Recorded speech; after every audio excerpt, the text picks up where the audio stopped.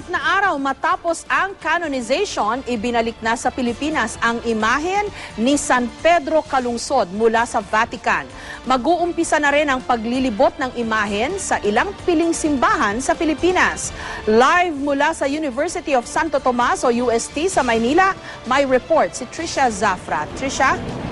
Jessica, karangalan, biyaya at milagro ring itinuturing ng ilan nating mga kababayan na naging bahagi sila sa pagsalubong sa imahe ni San Pedro Calungsod sa pagbabalik nito sa bansa ngayong araw.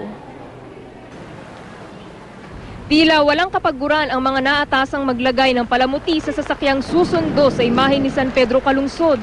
Masayang-masaya, maligaya. Ito mo, kanina pa ako alas 12, hanggang ngayon, walang nararamdaman. Di ba masaya yun? Bakit ho kaya? Siguro, baka binibigyan niya ako ng lakas dahil alam naman niya, pinagaganda ko yung sasakyan niya. Sa nakalipas na mga araw, magaan daw ang pakiramdam ni Aling Charito. Sa bakuran kasi niya ipinarada ang sasakyan para malagyan ng bubungan, glass case at mga disenyo. Pagpasok pa lang ng sasakyan, parang may dala ng milagro para sa amin at para sa ating mga Pilipino. Di naman daw mailarawan ni Eric Mariano ang galak na ang sasakyang ito ng kanyang pamilya ang napiling sumundo sa imahe ni San Pedro Calungsod. Si Eric din ang magmamaneho sa paglilibot ng imahe ng santo sa buong Luzon. Pride ng pamilya at kami na atasan ni Father saka siguro ni Pedro Calungsod na rin. Blessing din sa pamilya.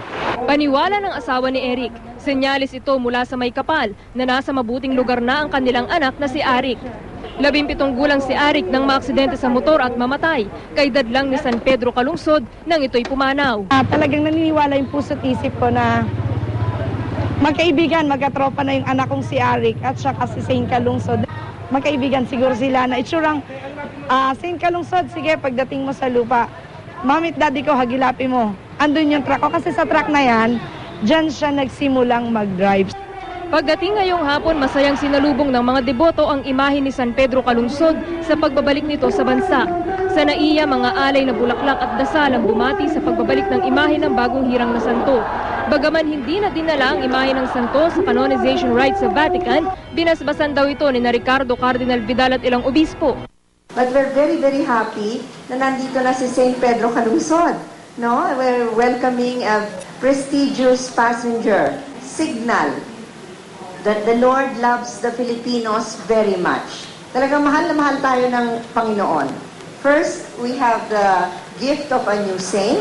What he teaches, he lives. So for Archbishop Tagle and for Pedro Calungsod, word and happening are one. Mula na iya inilagay na sa sasakyang nilagyan ng plexiglass ang imahen para makita ng mga tao habang ibinabiyahe papuntang UST. Ito na rin ang formal na pagsisimula ng Duaw na Sud o Visitation of the Image sa iba't ibang bahagi ng Pilipinas. 20 diocese ang dadalawin ng imahen na magtatapos sa isang National Thanksgiving sa Cebu sa November 30. Pasado alas 7 naman nang makarating ang imahe ng santo sa UST. Mainit itong sinalubong ng mga panalangin at maging ng mga pagtatanghal. Matapos nito, isang misang inialay para kay San Pedro Calungsod. Jessica, sa mga oras na ito, mahaba na yung pila ng mga kababayan natin dito sa UST Chapel na gustong personal na mahawakan o madampian ng kanilang mga panyo yung imahe ni San Pedro Calungsod. Maaari magpunta yung mga kababayan natin dito hanggang alas 11 ngayong gabi.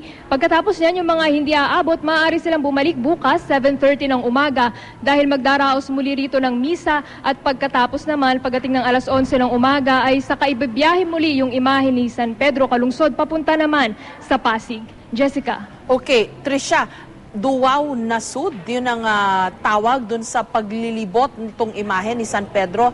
Anong lingwahe yon, Trisha? Naku, Jessica, medyo nakaligtaan nating tingnan niya, no, kung ano bang lingwahe ay ang Duaw na Sud na yan. Pero ang ibig sabihin nga niya na yung pilgrimage o yung paglibot sa imahe ni San Pedro Calungsod sa iba't ibang bahagi ng ating bansa. Ito ngang UST Chapel, yung unang istasyon ng Duaw na Sud na yan at bukas ang ikalawang istasyon na yan, yung Immaculate Conception Cathedral sa Pasig. At magtatapos yan ang paglilibot na yan sa November 30 sa Cebu City. Jessica. Okay, Cebuano daw. Ayun daw ang salitang Visaya nitong paglilibot ng imahe. Mukhang mahirap ibiyahe ito ngayon sa Visayas at Mindanao dahil masama ang panahon. So ang schedule, after UST Pasig and then saan pa, Tricia? Pagkatapos sa Pasig, Jessica, ibabiyahe rin ulit ang imahe sa Antipolo naman. Sandali, Jessica, tingnan natin yung schedule, ano? Okay. Mula rito sa UST, bukas ibabiyahe siya papuntang Pasig.